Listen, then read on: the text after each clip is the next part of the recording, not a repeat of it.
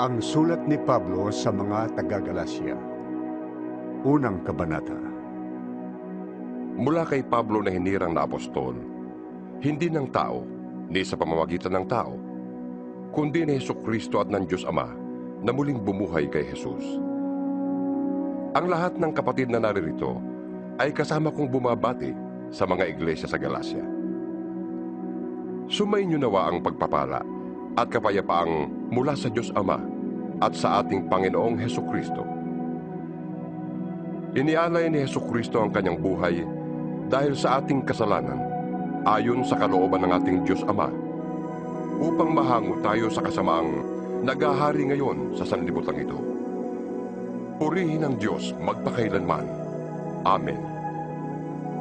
Nagtataka ako kung bakit kay dali ninyong tinalikuran ng Diyos na tumawag sa inyo sa pamamagitan ng habag ni Kristo. At kayo'y bumaling agad sa ibang magandang balita. Ang totoo'y wala namang ibang magandang balita.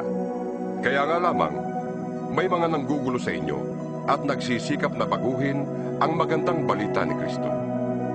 Sino man, maging kami, o isang anghel mula sa langit, ang mangaral sa inyo ng magandang balita na iba sa ipinangaral namin sa inyo, parusahan siya ng Diyos. Sinabi na namin ito sa inyo, at inuulit ko ngayon. Kung may mangaral sa inyo ng magandang balita na naiiba kaysa tinanggap na ninyo, parusahan siya ng Diyos. Bakit ko sinasabi ito? Dahil ba sa ibig kong mapuri ng tao? Hindi. Ang papuri lamang ng Diyos ang tangi kong hangad. Sinisikap ko bang magbigay lugod sa tao? Hindi. Kung yan lamang ang talagang hangad ko, hindi na sana akong naging alipin ni Kristo. Ibig kong malaman ninyo, mga kapatid, na ang magandang balitang ipinangaral ko'y hindi katha ng tao. Hindi ko ito tinanggap mula sa tao. At hindi rin itinuro sa akin ng sino mang tao. Si Hesukristo mismo ang naghayag nito sa akin. Hindi kaila sa inyo kung paano akong namuhay noon bilang masugid na kaanib ng relihiyon ng mga Hudyo. Walang awa kong inusig ang iglesia ng Diyos at sinikap na ito'y wasakin. Ako'y naging masugid sa relihiyong yon nang higit sa maraming Hudyong kasing edad ko. Dahil sa malaking malasakit ko sa kaugalian ng aming mga ninuno. Ngunit sa kagandahang loob ng Diyos, minabuti niyang ako'y piliin bago pa ako ipanganak. At tinawag niya ako upang maging lingkod niya. At nang ihayag sa akin ang kanyang anak, upang maipangaral ko siya sa mga Hintil, hindi ako humingi ng payo kanino man. Ni hindi rin ako nagpunta sa Jerusalem upang makipagkita sa mga apostol na nauna sa akin. Kundi sa halip, nagpunta ako sa Arabia. At pagkatapos, ay bumalik ako sa Damasco. Pagkaraan ng 3 taon, pumunta ako sa Jerusalem upang makipag-usap kay Pedro. At 15 araw kaming nagkasama. Wala akong nakitang iba pang apostol maliban kay Santiago na kapatid ng Panginoon. Totoong lahat ang isinusulat ko sa inyo. Alam ng Diyos na hindi ako nagsisinungaling. Pagkatapos, pumunta ako sa mga lalawigan ng Syria at ng Cilicia. Hindi pa ako kilala noon ng mga Kristiyano sa Judea. Nakarating lamang sa kanila ang ganitong balita. Ang dating umuusig sa atin ay nangangaral na ngayon ng pananampalatayang dati sinikap niyang wasakin. Kaya't nagpuri sila sa Diyos dahil sa akin. Ikalawang kabanata. Makalipas ng 14 na taon, muli akong pumunta sa Jerusalem na kasama sina Bernabe at Tito. Bumalik ako sapagkat inihayag sa akin ng Diyos na dapat akong pumunta doon. Nakipagpulong ako ng sarilinan sa mga kinikilalang pinuno ng iglesia. At inilahad ko sa kanila ang magandang balitang ipinapangaral ko sa mga Hintil. Ginawa ko ito dahil ayokong mawalan ng kabuluhan ang aking ginawa at ginagawa pa. Ang kasama kong si Tito, kahit na siya'y isang Griego, ay hindi nila pinilit na patuloy. Kahit may ilang nagkukunwaring mananampalataya na nagtangkan yun. Nakihalubilo sila sa amin upang manmanan ang kalayaang taglay natin kay Kristo Jesus. upang kami muli nilang maalipin.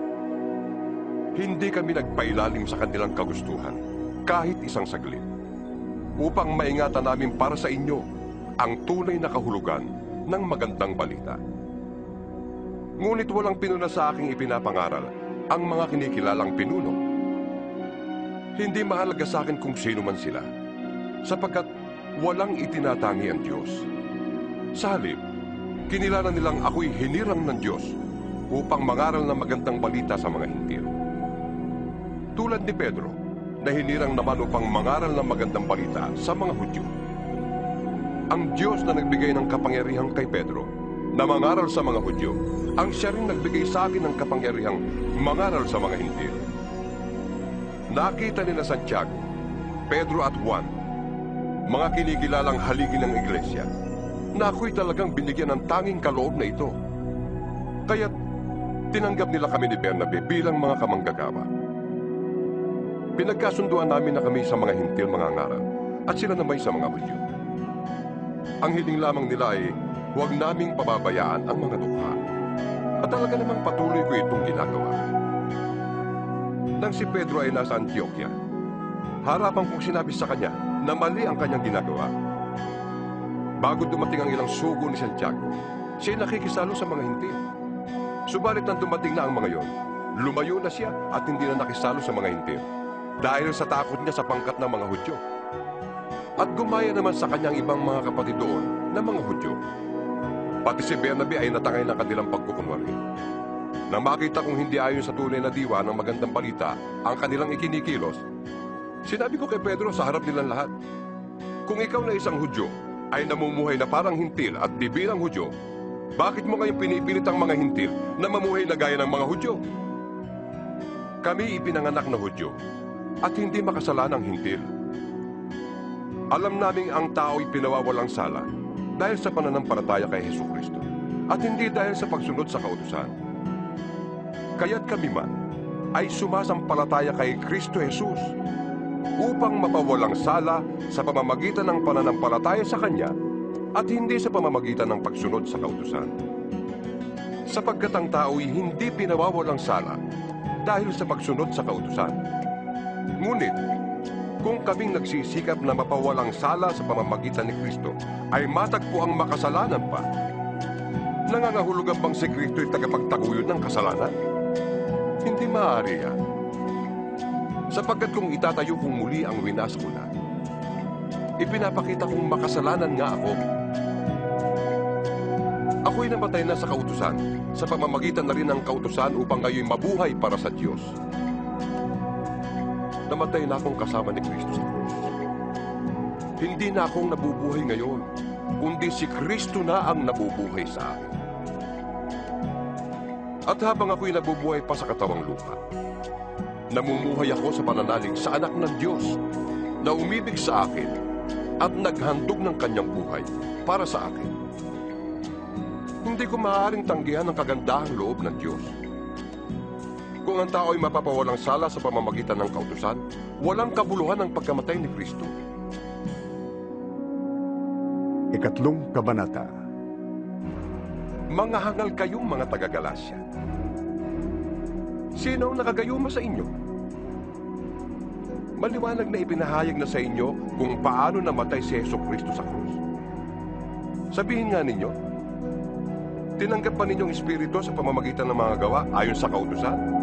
O sa pamamagitan ng inyong pananalig sa inyong narinig tungkol kay Kristo? Talagang napakahangal ninyo. Nagsimula na kayo sa espiritu at ngayon ibig pa ninyong magtapos sa pamamagitan ng inyong sariling lakas. Wala na bang halaga sa inyong maraming bagay na pinagtiisan ninyo? Marahil naman meron. Bakit ipinagkaloob sa inyo ng Diyos ang espiritu? Bakit siya gumagawa ng mga himala? Dahil ba sa inyong mga gawa ayon sa kautusan? O dahil sa inyong pananalig sa inyong narinig tungkol kay Kristo? Tulad na nangyari kay Abraham, nanalig siya sa Diyos, kaya siya itinuring na matuwid. Kung gayon, maliwanag na ang mga nananalig sa Diyos ang siyang tunay na lahi ni Abraham. Bago pa ito nangyari, ay ipinahayag na ng kasulatan na pawawalang sala ng Diyos ang mga hintil sa pamamagitan ng kanilang pananalig sa Kanya. At ang magandang balitang ito ay inihayag kay Abraham. Sa pamamagitan mo'y pagpapalain ng Diyos ang lahat ng bansa. Nanalig sa Diyos si Abraham, kaya't siya'y pinagpala. At pagpapalain ding tulad niya ang lahat ng nananalig sa Diyos. Ang lahat ng umaasa sa mga gawa ayon sa kautusan ay nasa ilalim ng isang sumpa. Sapagkat nasusulat, isinumpa ang hindi sumusunod at gumagawa ng lahat ng nakasulat sa aklat ng kautusan. Malinaw na walang taong pinawawalang sala sa paningin ng Diyos sa pamamagitan ng kautusan.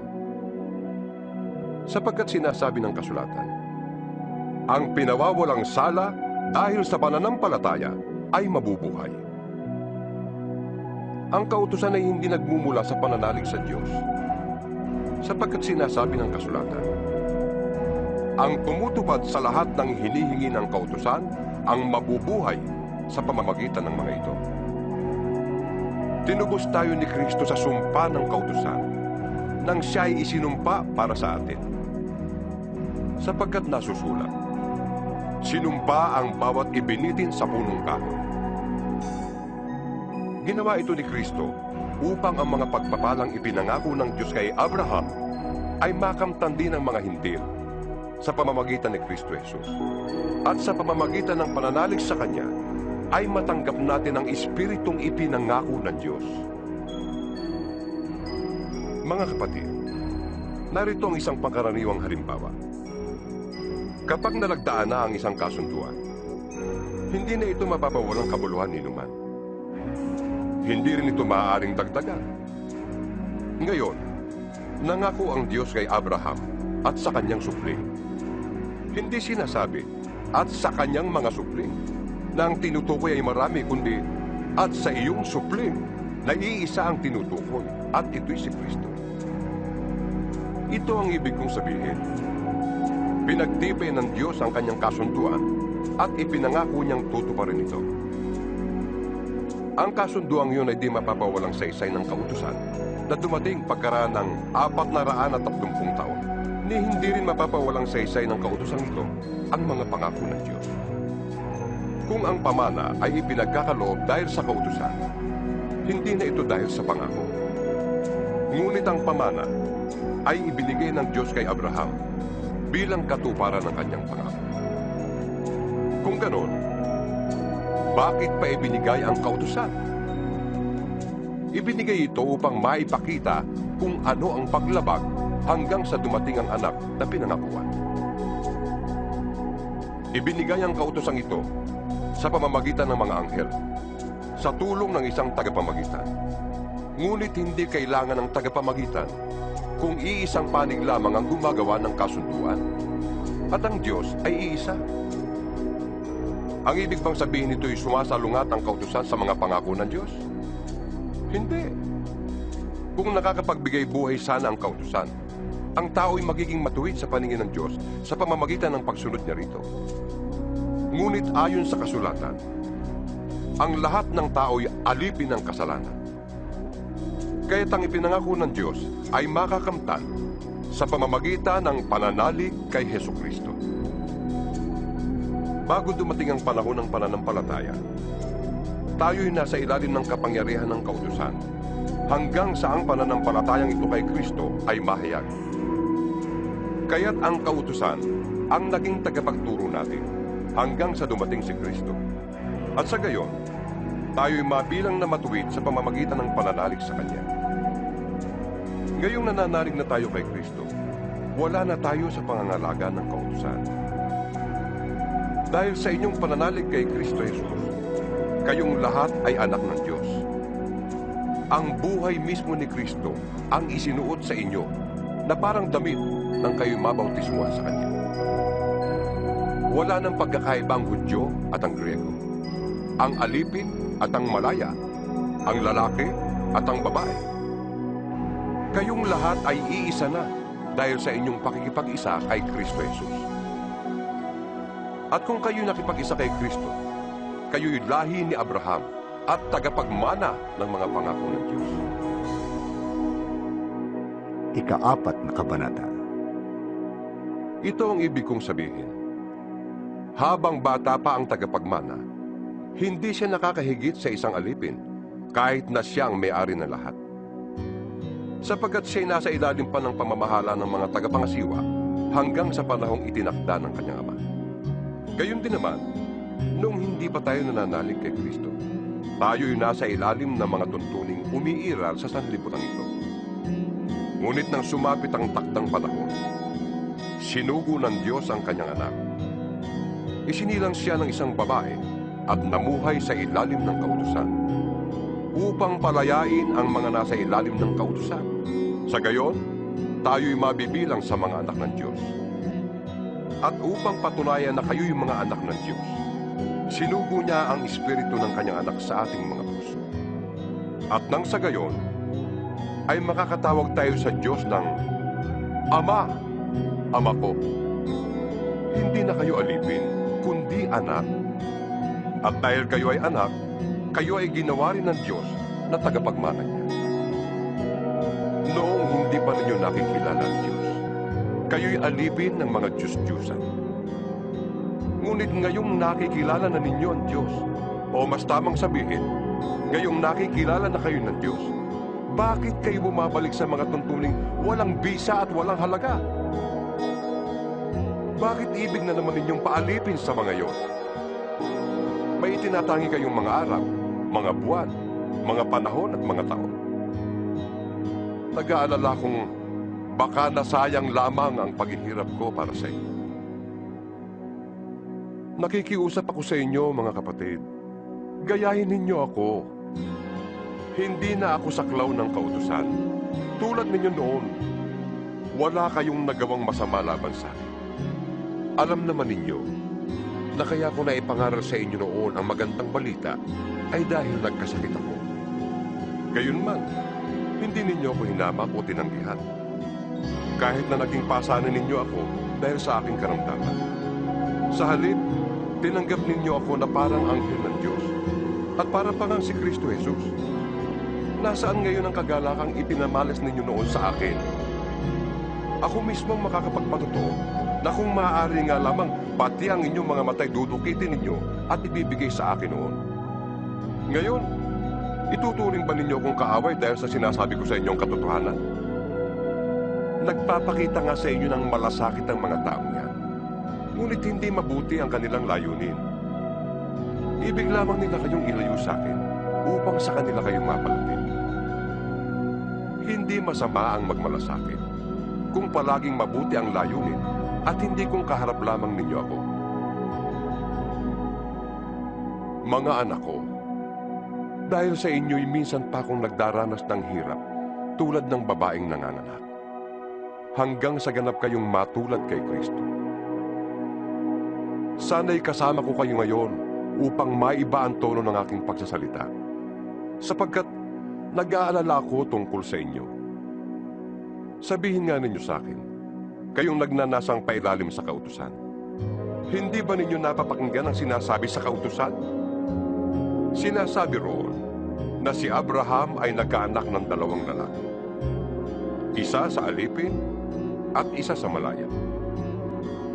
Ang anak niya sa alipin ay ipinanganak sa karaniwang paraan. Ngunit, ang anak niya sa malaya ay katuparan ng pangako ng Diyos. Ito'y isang paghahambing.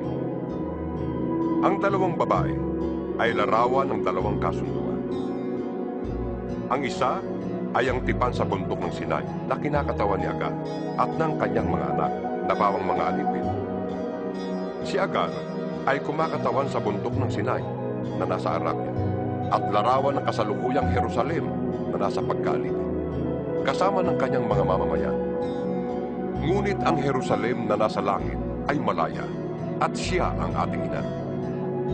Ayon sa nasusulat, magsaya ka o babaeng hindi magkaanak. Humiyaw ka sa galak, ikaw na din nakaranas ng hirap sa panganganak. Sapagkat higit na marami ang anak ng babaeng nangungulila kaysa babaeng may asawa.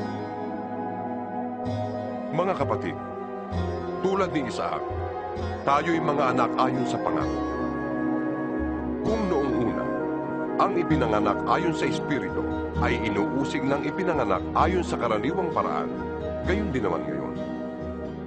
Ngunit ganito ang sinasabi ng kasulatan: palayasin mo ang babaeng alipin at ang kanyang anak. Sapagkat ang anak ng alipin ay hindi dapat makahati sa mana ng anak ng malaya.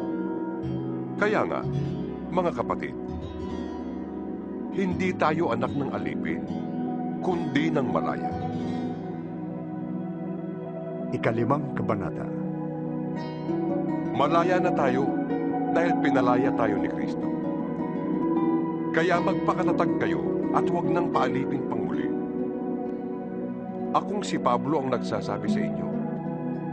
Kapag nagpatuloy kayo, binabaliwala ninyo si Kristo. Inuulit ko, ang lahat ng taong nagpatuloy ay kailangang sumunod sa buong kautusan. Kayong nagsisikap na maging matuwid sa pamamagitan ng pagtupad sa kautusan. Nahiwalay na kayo kay Kristo at nawalay sa habag ng Diyos. Ngunit kami umaasa na kami magiging matuwid sa pamamagitan ng pananampalataya at ito'y sa kapangyarihan ng Espiritu Santo. Sa mga nakipag-isa na kay Kristo Jesus, hindi na mahalaga kung ang isang tao ay tuli o hindi. Ang mahalaga ay ang pananampalatayang nakikita sa mga gawang udyok ng pag-ibig. Mabuti na sana ang inyong ginagawa. Sinong pumigil sa inyong pagsunod sa katotohanan?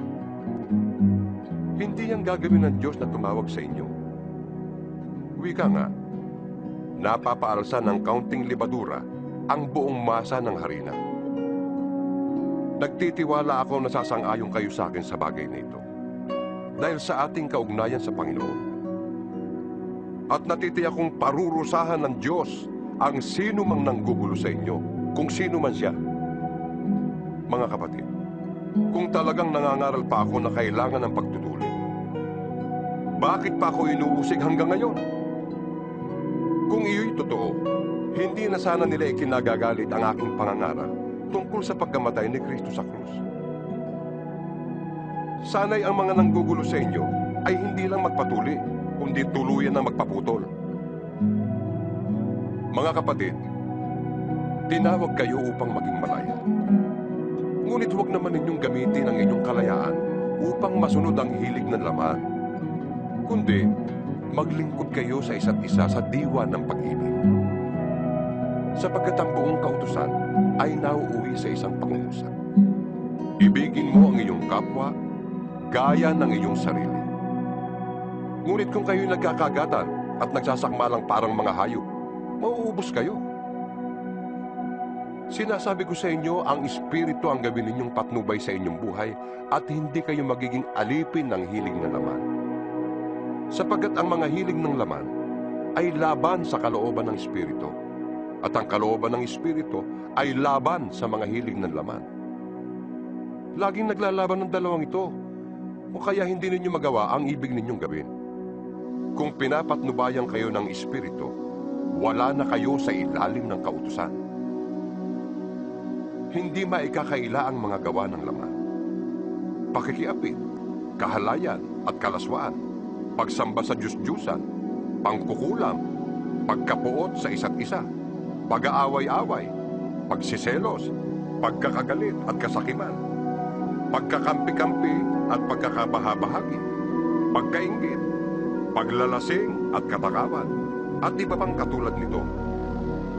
Muli ko kayong binabalaan, ang gumagawa ng mga ito ay hindi tatanggapin sa kaharian ng Diyos. Subalit, ang bunga ng Espiritu ay pag-ibig, kagalakan, kapayapaan, katiyagaan, kabaitan, kabutihan, katapatan, kahinabunan, at pagpipigil sa sarili. Walang batas laban sa mga ito. Pinatay na ng mga nakipag-isa kay Kristo Jesus ang kanilang makalamang pagkatao. Pati na ang mga masasamang hilig nito. Kung ang Espiritu ang nagbibigay buhay sa atin, siya na rin ang paghahariin natin sa ating buhay. huwag na tayong maging palalo. Huwag na nating galitin ang isa't isa at huwag na rin tayong mag-inggitan. Ika-6 na kabanata. Mga kapatid, kung may mahulog sa pagkakasala, kayong pinapatnubayan ng Espiritu ang magtuwid sa Kanya. Gawin ninyo yon ng mahinahon. At mag-ingat kayo, baka kayo naman ang matukso. Magtulungan kayo sa pagdadala ng pasanin. Sa gayong paraan, ay matutupad ninyo ang utos ni Kristo. Kung inaakala ninyong kayo'y nakakahigit sa iba, ngunit hindi naman, dinadaya ninyo ang inyong sarili. Suriin ng bawat isa ang kanyang sarili. Magalak siya kung mabuti ang kanyang ginagawa. Huwag na niyang ihambing pa yon sa gawa ng iba, sapagkat ang pananagutan ng bawat isa ay ang kanyang sariling gawain. Dapat bahaginan ng mga tinuturuan ang mga nagtuturo ng salita ng Diyos ng lahat ng mga biyayang tinatamasa nila. Huwag ninyong akalaing madadaya ninyo ang Diyos. Kung anong itinanim ng tao, yun din ang kanyang ani. Ang nagsisikap sa mga bagay ukol sa laman ay aanin ng kamatayan. Ang nagsisikap naman ukol sa Espiritu ay aanin ng buhay na walang hanggan. Kaya't huwag tayong magsawa sa paggawa ng mabuti. Pagdating ng takdang panahon, tayo ay aani kung hindi tayo magsasawa. Kaya nga, sa lahat ng pagkakataon ay gumawa tayo ng mabuti sa lahat ng tao, lalo na sa mga kapatid natin sa pananampalataya. Mapapansin ninyo na malalaki ang titik ng sulat na ito. Ako ang siyang sumulat nito. Ang mga taong naghahangad na mapuri ng kapwa ang namimilit sa inyong kayo'y magpatuloy. Ginagawa nila yon upang huwag silang usigin dahil sa krus ni Kristo. Kahit na silang mga tuli ay hindi naman tumutupad sa kautusan. Ibig lamang nilang patuloy kayo upang maipagmalaki nila na kayo man ay tumutupad sa tuntuning yon. Para sa akin, ang ipagmamalaki ko ay ang krus ng ating Panginoong Hesukristo. Sapagkat sa pamamagitan nito, ang mundong ito'y patay na para sa akin, at ako na may patay na rin sa mundo. Hindi mahalaga kung tuliman o hindi ang isang tao. Ang mahalaga ay kung siya nga ay naging bagong nilalang. Manatili nawa ang kapayapaan at pagpapala ng Diyos sa lahat ng namumuhay ayon sa tuntuning ito at sa buong bayan ng Diyos. Kaya mula ngayon, huwag nang dagdaganin naman ang aking mga tinitiis. Sapat na ang mga pilat na taglay ko para makilalang ako'y alipin ni Jesus. Mga kapatid, sumain niyo nawang lahat ang pagpapala ng ating Panginoong Hesukristo. Amen.